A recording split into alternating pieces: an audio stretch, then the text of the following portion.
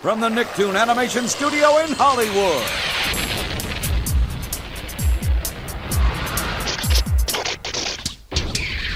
For a long time, Nickelodeon was special. They had a nice variety of shows for pretty much any kind of person and any genre, allowing for different audiences to have fun with different things. While there have undoubtedly been some incredible Nicktoons over the years, the state of this channel has changed in more ways than one. Right now, we know they have two big names that aren't going anywhere anytime soon. The Loud House, and of course, Spongebob. They reign supreme over every other Nicktoon, constantly being given attention since they're the biggest moneymakers. But now I think we should ask the question, what about every other show? What happens to the cartoons on the channel that don't reach the same highs as SpongeBob? Well, let's just say the truth isn't pretty. If there's something that just doesn't do incredible in ratings, Nick will do whatever it takes to Thanos snap it off the face of the earth. Today, let's dive into a few examples of how they've destroyed their own shows and why they've barely been moving forward in the medium of animation. Harvey Beak seems like a good starting point. You may or may not know the name because of Nick's awful treatment and not giving it the screen time it deserves, so let me fill you in. The series is about a little boy named Harvey, who is a friendly bird, and his two best friends, the Imp twins, Fee and Foo, and their lives together as they grow and have adventures. Together, the trio seek adventure and mischief in their home Little Bark Grove. The man behind all of this is C.H. Greenblatt. Should be a familiar name, considering he's the dude that made Chowder, and he has an incredible legacy through other past cartoons. If I had to describe Harvey Beaks in just one word, it would be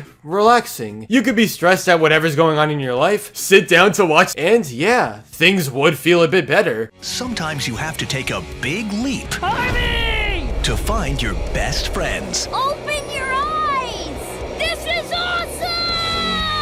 While it wasn't the kind of show you would binge or see an ultimate story arc for, this was just nice. It felt like a breath of fresh air from some other Nicktoons, as it would move at a bit of a slower pace, but that's not a bad thing. Having different content from the other shows is good, because it appeals to other types of audiences, right? While Harvey Beaks was airing new episodes in 2015 and 2016, it seems like everything was going smoothly. Ratings were around 1 to 1.5 million consistently, so hey, that wasn't too bad. But just when it seemed like Harvey had a bright future ahead, there was a change. The show moved to Nicktoons, also known as the secondary Nickelodeon channel that doesn't get nearly as much attention. Taking a look at the ratings, you'll notice this massive drop that really has to be seen to be believed. We go from 1.49 million to 0.12. What happened? The numbers only get worse and worse as you scroll down, Nick essentially killing off its own show with the move. Also, it goes without saying that when something airs on a significantly less popular channel, it's not gonna get anywhere near the same promotion as a show like The Loud House. With this move to Nicktoons, Harvey Beaks was doomed to fail. Creator C.H. Greenblatt wanted to get the word out on what was happening here, and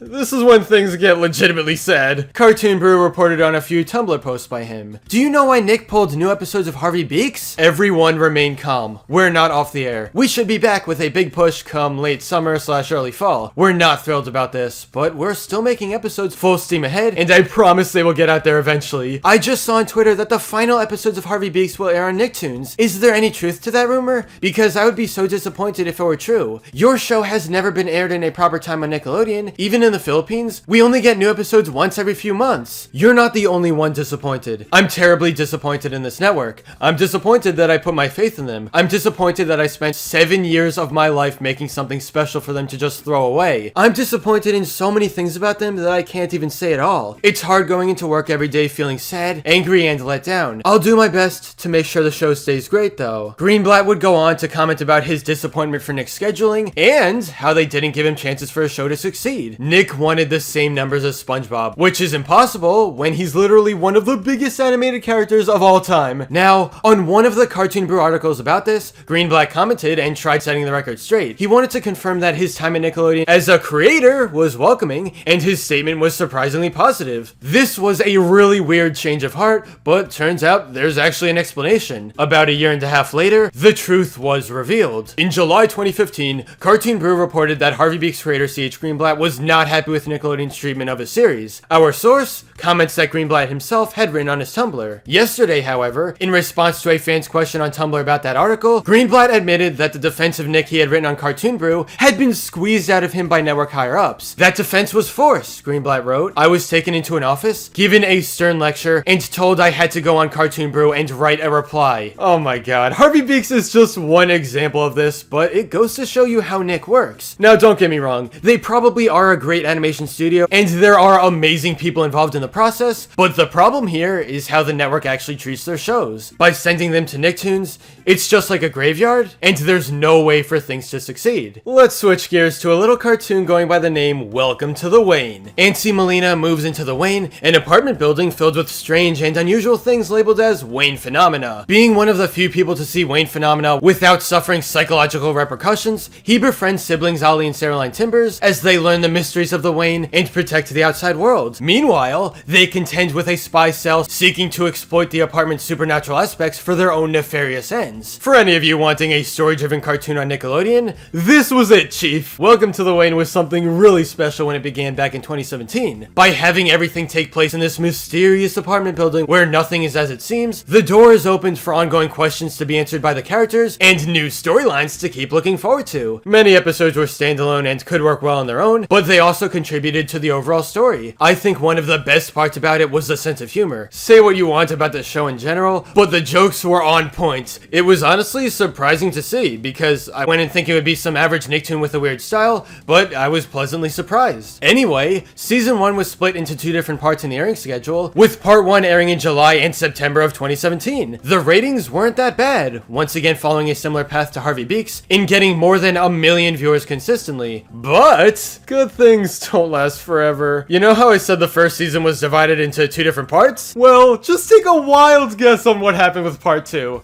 Okay, so they not only waited more than a full year for new episodes to air in the US, but of course, it was moved to Nicktoons. The mid-season finale aired in October 2018, where just about every episode until the end of the season was aired in a bomb format. But here's the thing, Welcome to the Wayne wasn't even over. An entire second season was already being worked on, which meant that Nick had to figure out what to do. Should they bring it back to the main channel and hopefully get new audiences on board, or keep it on Nicktoons and air everything quickly to get rid of it? Do I even need to say what happened? Of course, they kept it on their worst channel and aired every season 2 episode in May of 2019. That was the end of Welcome to the Wayne, a great show, suffering only because of the way it was treated by the network. Rise of the Teenage Mutant Ninja Turtles. Now listen, I can't say much personally about the show because I've never really been a TMNT kind of guy, but there are a few things I can appreciate immediately when watching any clips. This is straight up anime. Like, the animation quality is so incredible, you can tell the crew went all in to make this the best it could be. The theme song is a full blast of colors and fluid animation. You don't want to look away because it's just so good. Let me remind you again, this is something that aired on Nickelodeon. Modern day Nickelodeon. It's rare, but 100% a step in the right direction. This was the kind of show Nick needed. Something action-based and with stunning visuals to complement the fights. The network knew they had a big property on their hands, which is why they decided to greenlight a second season relatively quickly. When season 1 started in 2018,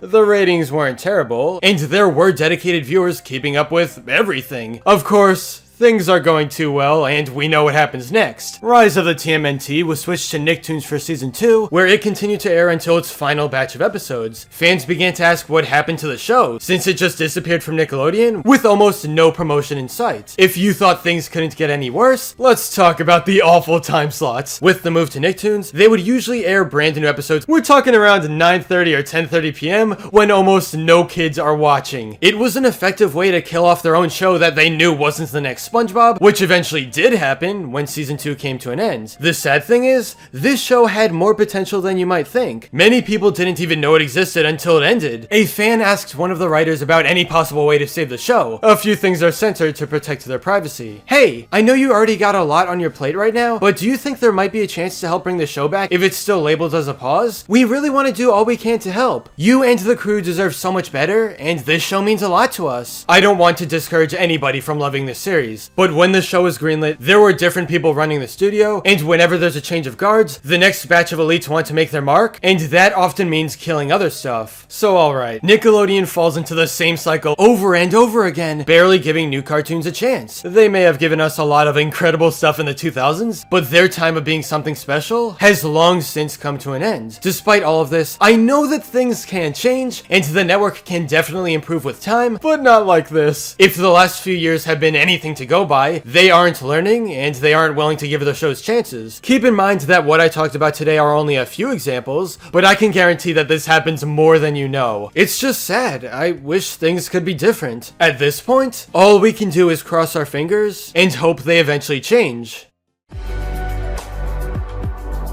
But anyway, that's all for this video. Subscribe for more awesome cartoon videos. Give a thumbs up and comment below, let me know what you think. Thanks for watching, and I'll see you guys next time.